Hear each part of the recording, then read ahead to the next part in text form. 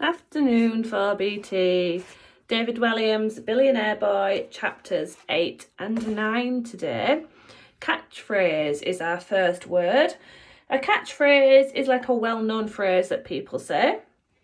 Grimace means an ugly, twisted expression. Contemplated, that means you're thinking about it for a long time. And unfeasibly, it's not capable of being done. It's just not possible. Okay, chapter 8. Just before I start reading, lovely to see more work going on Seesaw today.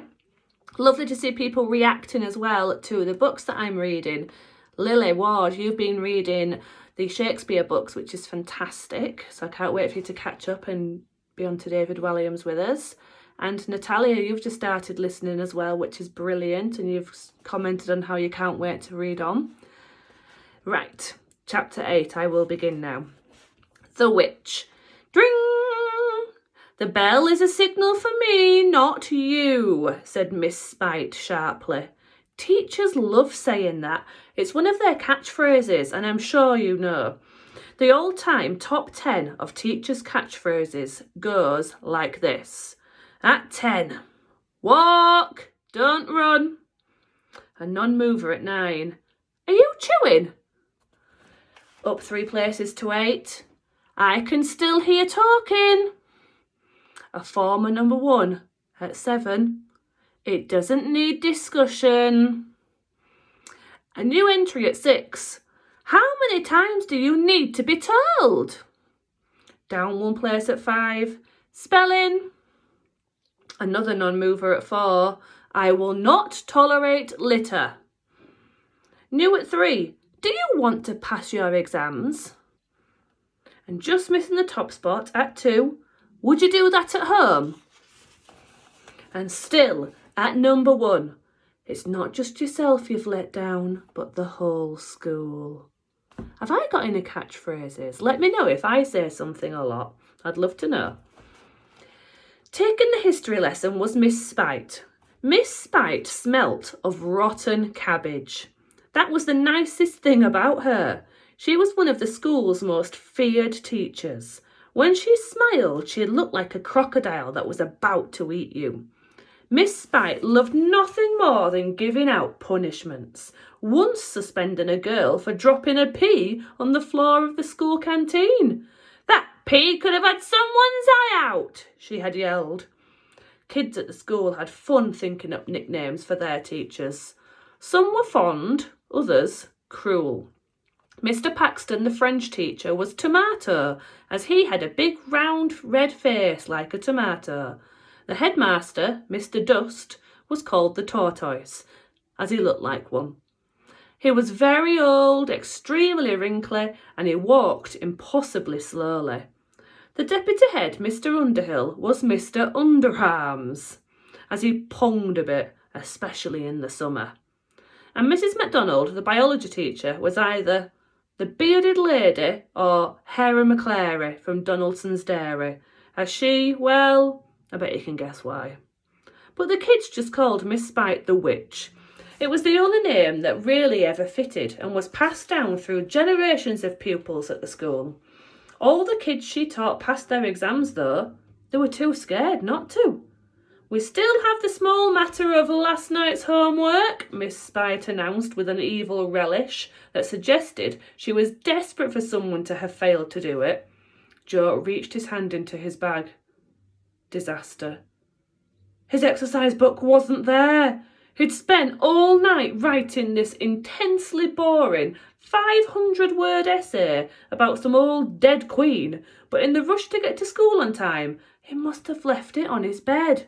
Oh no, he thought. Oh no, no, no, no, no. Joe looked over at Bob, but all his friend could do was grimace sympathetically. Miss Spite stalked the classroom like a Tyrannosaurus Rex, deciding which little creature it was going to eat first. To her evident disappointment, a field of grubby little hands held aloft essay after essay. She gathered them up before stopping at Spud. Miss, he stammered. Yes, Spud?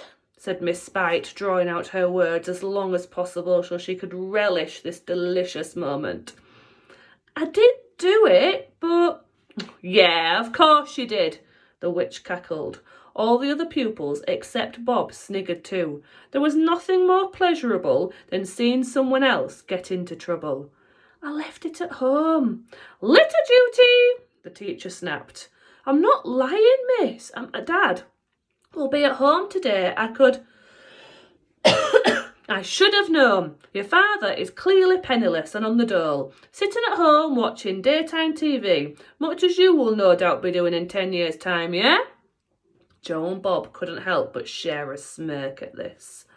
Said Joe. If I called him and asked him to run the essay over here, would you believe me? Miss Spite smiled broadly. She was going to enjoy this.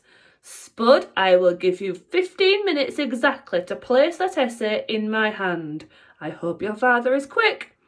But, started Joe. No buts, boy. 15 minutes. Oh, thank you, miss, said Joe sarcastically. You're quite welcome, said the witch. I like to think that everyone gets a fair chance to rectify their errors in my class. She turned to the rest of the class. The rest of you are dismissed, she said. Kids started to spill out into the corridor. Miss Spite leaned after them and screamed, Walk! Don't run! Miss Spite couldn't resist another catchphrase. She was the queen of the catchphrase, and now she couldn't stop. It doesn't need discussion, she called after her pupils randomly. Miss Spite was on a roll now. Are you chewing? She howled down the corridor to a passing school inspector. 15 minutes, miss, said Joe. Miss Spite studied her little antique watch. 14 minutes, 51 seconds, in point of fact. Joe gulped. Was Dad going to be able to get there that fast? Do you think he will? Chapter 9 is called, rather randomly, Finger. Finger?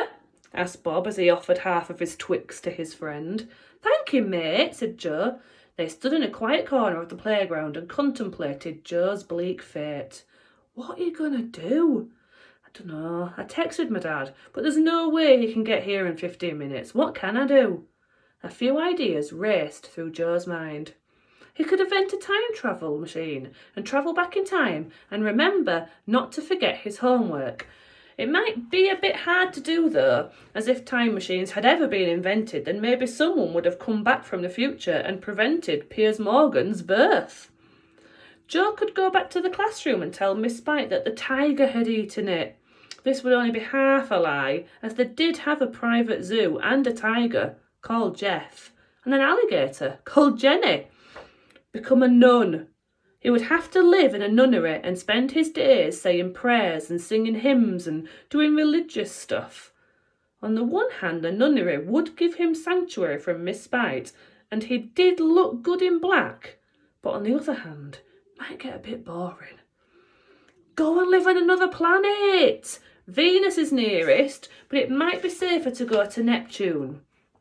He could live the rest of his life underground, perhaps even start a tribe of below the surface of the earth dwellers and create a whole secret society of people who all owed Miss Spite some homework.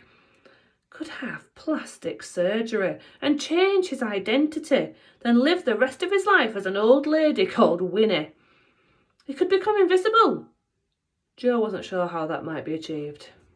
Could run the local bookshop and buy a copy of How to Learn Mind Control in 10 Minutes by Professor Stephen Haste, and very quickly hypnotise Miss Spite into thinking he'd already given her his homework.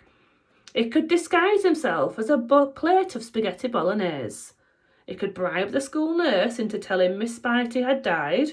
He could hide in a bush for the rest of his life. He could survive on a diet of worms and grubs. Here's the best one. He could paint himself blue and claim to be a smurf.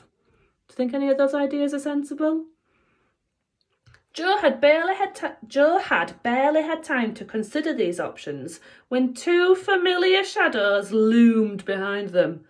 Bob, said one of them in a voice neither high nor low enough to determine its gender. The boys turned around. Bob, tired of fighting, simply handed them his slightly nibbled finger of Twix. "Don't worry," he whispered to Joe. "I've concealed a large number of Smarties down my sock." "We don't want your Twix," said grub number 1. "No?" said Bob. His mind started racing. Could the grubs possibly know about the Smarties? "No, we wanted to say we're very sorry for bullying you," said grub number 2. "And as a peace gesture, we'd like to invite you round for tea," prompted grub number 1. "Tea?" asked Bob, incredulous. "Yeah, and maybe we can all play Hungry Hippos together," continued grub number 2. Bob looked at his friend, but Joe just shrugged. "Thank you, guys. I mean, guy and girl, obviously." "Obviously," said an unidentified grub. "But I'm a bit busy tonight," continued Bob. "Maybe another time," said a grub as the twins lolloped off. "That was weird," said Bob, retrieving some Smarties that now had a faint taste of sock. "I couldn't imagine a night when I want to go and play Hungry Hippos with those two, even if I lived until I was 100. "Yeah, how strange," said Joe. He glanced away quickly. At that moment, a deafening roar silenced the playground. Joe looked up. A helicopter was hovering overhead. Very quickly, all the football games broke up, and the kids raced out of the way of the descending aircraft. Items from hundreds of packed lunches were whisked up in the air by the force of the blades. Packets of Quavers, a mint chocolate Aero, even a Muller fruit corner danced about in the whirling air before smashing to the ground as the engines shut down and the blades slowed to a stop. Mr. Spud leapt out of the passenger seat and raced across the playground, holding the essay. "Oh no," thought Joe. Mr. Spud was wearing a brown toupee that he held onto his head with both hands, and an all-in-one gold jumpsuit that says bum air on the back. How embarrassing is that? I think Joe's going to be happy with his dad turning up looking like that. Joe felt like he was going to die of embarrassment. He tried to hide himself behind one of the older kids. However, he was too fat and his dad spotted him. "Joe! Joe! There you are!" shouted Mr. Spud. All the other kids stared at Joe Spud. They hadn't paid much attention to this short, fat new boy before. Now it turned out his dad had a helicopter, a real-life helicopter. Wow! "Here's your essay, son. I hope that's okay. And I realised I forgot to give you your dinner money. Here's 500 quid. Mr. Spud pulled out a wad of crisp new £50 notes from his zebra skin wallet. Joe pushed the money away as all the other kids looked on in envy. "Shall I pick you up at 4, son?" asked Mr. Spud. "It's okay, thanks, Dad. I'll just get the bus," muttered Joe, looking down at the ground. "You can pick me up in your helicopter, mate," said one of the older boys. "And me," shouted another. "And me, pick me." Soon all the kids in the playground were shouting and waving to get this short, fat, gold jumpsuited man's attention. Mr. Spud laughed. "Maybe you can invite some of your friends over at the weekend and they can all have a helicopter ride," he pronounced with a smile. A huge cheer echoed around the playground. "But Dad," that was the last thing Joe wanted. For everyone to see how monstrously expensive their house was and how much crazy stuff they owned. He checked his plastic digital watch. He had less than 30 seconds to go. "Dad, I've got to run," blurted out Joe. He snatched the essay out of his father's hands and raced into the main school building as fast as his short, fat legs would take him.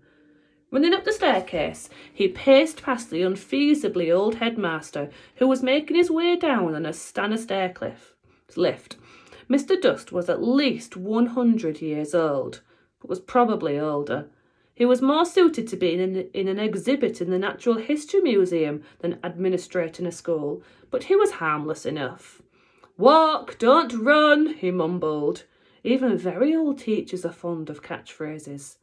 Hurling himself along the corridor to the classroom where Miss Spite was waiting, Joe realised half the school was following him. He even heard someone shout, "Hey, bum fresh boy!" Unnerved, he pushed on, bursting into the classroom. The witch was holding her watch in her hand. "I've got it, Miss Spite," proclaimed Jo. "You're 5 seconds late," she proclaimed. "You have got to be kidding, miss." Jo couldn't believe anyone could be so mean. He glanced back behind him and saw hundreds of pupils were staring at him through the glass. Such was the eagerness to catch a glimpse of the richest boy in school, or perhaps even the world. Noses were pushed up against the glass so they looked like a tribe of pig children.